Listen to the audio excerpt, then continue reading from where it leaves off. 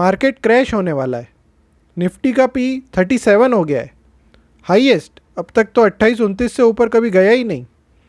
मार्च में जो निफ्टी 7,500 पर था वो ऑलरेडी 13,700 तक तो पहुंच चुका है, और कितना ऊपर जाएगा। ऐसी कितनी बातें हम लोग साल भर से सुनते आ रहे हैं और कितनी अब तक सही हुई है। कैसे स्टॉक मार्केट सारे एक्सपर्ट्स और उनकी सारी ऐसी प्रेडिक्शंस को गलत ठहराते हुए ऊपर जाता ही जा रहा है, लेकिन फिर भी इन प्रेडिक्शंस को सही ठहराने के लिए वो सब एक चीज़ कहना नहीं भूलते, दिस टाइम इट्स डिफरेंट। सारे बिजनेस इतने महीने बंद रहे, ऐसे इवेंट तो 100 साल में एक बार होते हैं, फिर भी मार्केट्स ऑल टाइम हाई पर है।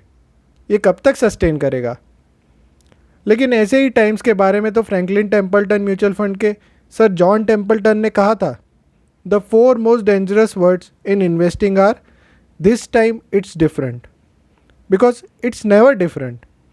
और ये वर्ड जितने सही शेयर मार्केट पर बैठते हैं उतने ही उन एक्सपर्ट्स पर भी, क्योंकि न तो मार्केट लोगों को सरप्राइज करना छोड़ता है और न ही लोग उसे प्रेडिक्ट करना।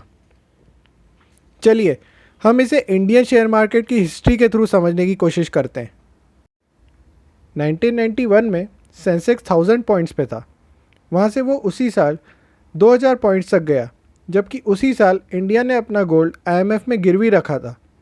1992 में जब मनमोहन सिंह जी ने नरसिम्हा राव जी की लीडरशिप के अंडर लिबरलाइजेशन पॉलिसीज़ इंट्रोड्यूस की थी, तब मार्केट 4500 के हाई तक जाकर वहाँ से स्लाइड करने लगा और 2600 के लो तक आ गया। फिर सेंसेक्स ये 4500-4600 का लेवल 1999 तक ब्रीच नहीं कर पाया, जबकि ये इंडियन इकोनॉमी के लिए लैंडमार्क पॉलिसी चेंजेस थे जिनने इंडिया को पूरे वर्ल्ड के बिजनेसेस के लिए ओपन कर दिया था।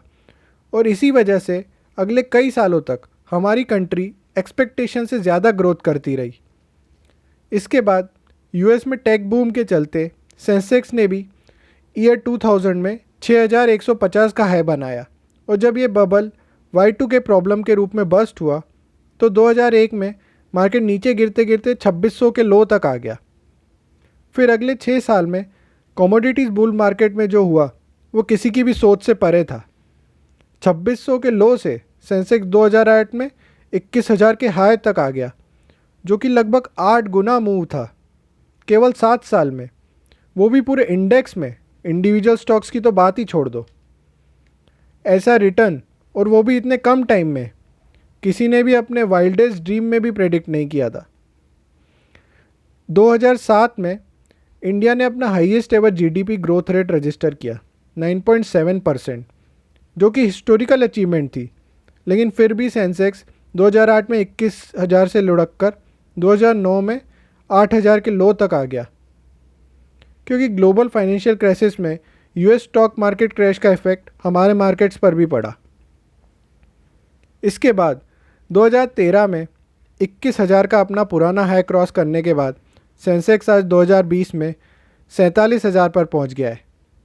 इसी बीच 2016 में डीमोनेटाइजेशन, 2017 में जीएसटी, 2018 में एनबीएफसी क्राइसिस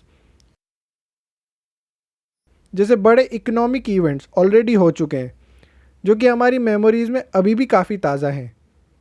आप लोग क्या सोचते हैं, अगर ये सब इवेंट्स होने के पहले उन्हीं सब एक्सपर्ट्स को बता दिया जाता कि अगले साल ये होने वाला है, तो क्या वो प्रेडिक्ट कर पाते आने वाले सालों में सेंसेक्स किन हाइस को स्केल करता या किन लोस को टच करता? ये सब डेटा पॉइंट देखकर तो ऐसा बिल्कुल नहीं लगता, क्योंकि सच बात तो ये है, हम एक बहुत ही कॉम्प्लेक्स वर्ल्ड में रहते हैं जिसमें अगले ही पल क्या हो जाए और उसका हमारी ज़िंदगी पर क्या असर होगा ये कोई नहीं बता सकता। और स्टॉक मार्केट भी इसी कॉम्प्लेक्स वर्ल्ड का पार्ट है। ये प्रेडिक्शंस हमें यकीन ज़रूर दिलाते हैं कि ये सब बहुत सिंपल है, पर सच्चाई तो ये है, कभी भी कहीं भी कोई भी ब्लैक स्वॉन इवेंट आकर हमारी आगे की पूरी ज़िंदगी बदल कर रख सकता है। इसके अलावा इंडियन शेयर मार्केट की हिस्ट्री हमें एक और बात सिखाती है कि despite all odds India grows at night. जैसा कि वेटरन इन्वेस्टर रमेश दमानी जी कहते हैं, हम लोग ब्लेस्ड हैं जो 135 करोड़ की पॉपुलेशन वाली कंट्री में रहते हैं, जहां रात भर कुछ ना कुछ काम धंधे चलते ही रहते हैं, ग्रोथ तो आनी ही है।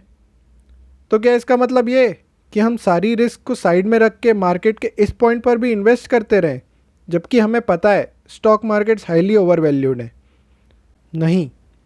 एज ए रिटेल इन्वेस्टर समझदारी इसी में होगी कि हम इक्विटीज़ के अलावा बॉन्ड्स, गोल्ड और अदर एसेट क्लासेस में भी as per our risk profile proper asset allocation करें, ताकि अगर फ्यूचर में अनएक्सपेक्टेड अर्निंग्स ग्रोथ आ गई तो इक्विटीज़ के थ्रू हमें उसका भी फ़ायदा मिल जाए, और अगर ना आए तो बाकी एसेट क्लासेस हमारे इस इक्विटी इन्वेस्टमेंट के रिस्क को प्रॉपरली मैनेज कर दें।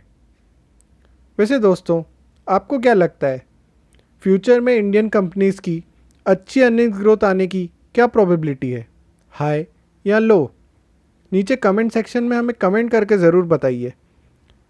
आज के लिए बस इतना ही, मिलेंगे अगले वीडियो में। तब तक के लिए goodbye, take care and thank you.